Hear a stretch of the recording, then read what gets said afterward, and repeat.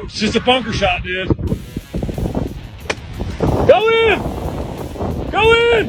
Yeah! What a feeling, what a straddle, what a shot. To me, that's as good as a hole-in-one. This is SportsCenter. Hey, I'm Marissa Roberto on the Digital Sports Center presented by TELUS. And it's a huge day today because NHL teams have opened the doors, meaning camps are open, medicals have taken place, and teams have already been speaking to the media as early as this morning. Okay, let's start with the Leafs. Shocker, I know. And the big question on everyone's mind coming into camp is where things are in terms of William Nylander's contract. Something Brad Treliving did not want to give too many details on. Obviously, it's a priority. We want to get Willie signed. Willie's a really good player. You want to keep your good players. Willie's expressed to me, him and I have talked, that he wants to be here. So that's usually a good starting point. And so we'll try to get it done. The lines of communication will always stay open. You know, today's a day that we want to answer any questions, but after today, really, I'm not going to comment on it until we got something to report. Now sticking with Nylander, Sheldon Keefe talked about how they could see him more at center during training camp.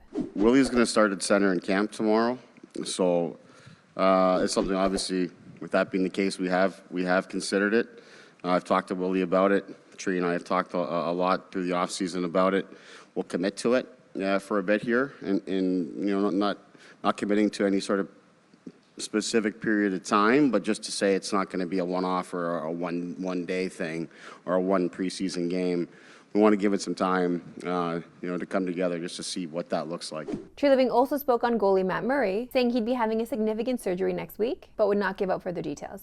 Outside of the Canadian teams, the other big news this morning came out of Tampa, where Steven Stamkos had this to say. Yeah, no, to be honest, I've been disappointed in the lack of talk in that regard. So it was something that I expressed at the end of last year that I wanted to get something done before training camp started. There haven't been any conversations. So are you willing to talk during the season or wait till after the season now? I'm ready whenever. So I guess that was something that I didn't see coming, but it is what it is. Oh, is there some trouble in Florida paradise? Steven Stamkos, are you unhappy? Stamkos in the final year of his contract, which pays him $8.5 million this season. And I'm sure you all needed the reminder that Stamkos is from that Markham Unionville area, which is close to Toronto. I know the rest of the league loves it when the Leafs get a hometown discount, but what if the Leafs get a hometown discount? It seems like we've been doing this once a week now, but I, for one, could not be happier. It is time now for Digital SportsCenter.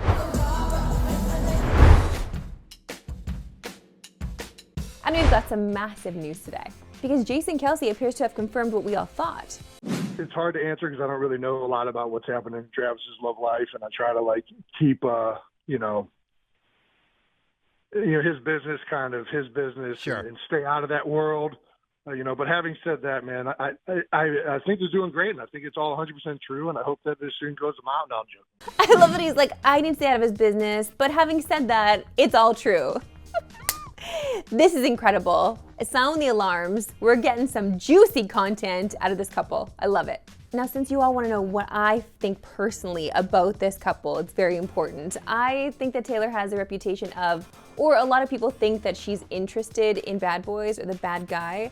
And let me just say, there's nothing wrong with that, okay? A bad boy with a nice boy shell. I feel like Travis might fit that mold perfectly. I like this. It's juicy. But we're not even close to being done talking about this, since our good friends at Much Music are always there to help. We've got Verda joining us now to dive deeper into it. Now, Verda, you have to give me your opinion on this coupling. I need to know. Oh my God. I mean, are you kidding me? I feel like this news came out and it breaks the internet every single time Taylor Swift is dating anybody. So, I don't know. How do you feel about it? I feel fantastic, gotta say, but I need to know where this ranks for you in terms of all-time pop star, sportsman couple pairing. Ooh, okay. Marissa's hitting me with the hard questions right now. I feel like because they're so new, and the word just got out, I can't rank them anywhere because they're never ever gonna touch Ciara and Russ, right? They've been together for a minute. And then if we're talking more recent, my recent fave has been Shakira and Lewis Hamilton. So ooh, I know, a little spicy. Okay. F1 action. But yeah.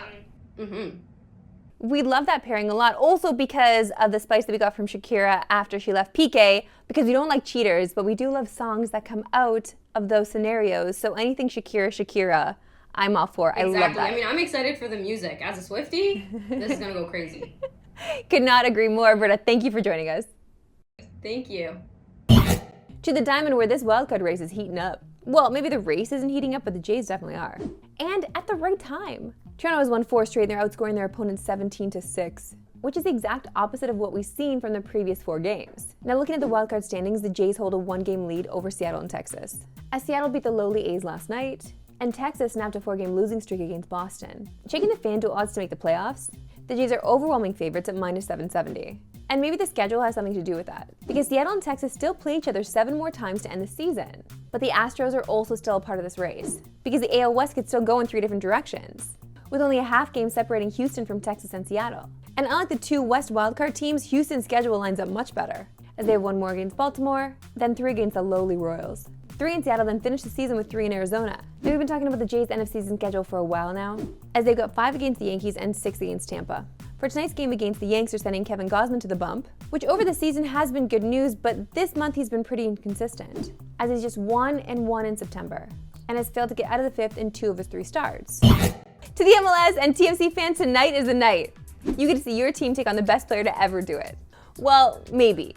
After missing their last game, a 5-2 loss to Atlanta, Lionel Messi was seen at Inter Miami training yesterday, alongside Jordi Alba, who also missed their last game. So seeing him at training is a promising sign that we're going to get to see him on the pitch tonight. But we still don't have confirmation that we'll see him tonight in the Inter Miami lineup. When he's been on the pitch for Miami, it's been truly magical. And they're going to need some of that magic if they want to get back into this playoff picture. They're currently 14th in the East and 7 points out of that final playoff spot, which is 7 games to go. I don't know about you, but I feel like MLS needs Messi in the playoffs. He's been an absolute joy and bright spot on the season. We got to see him make it all the way through. And you can watch Inter Miami take on TFC tonight on TSN. Coverage begins at 7 Eastern, 4 Pacific. That's all for today. We'll see you right back tomorrow at 3 Eastern. No Pacific! Have a good one.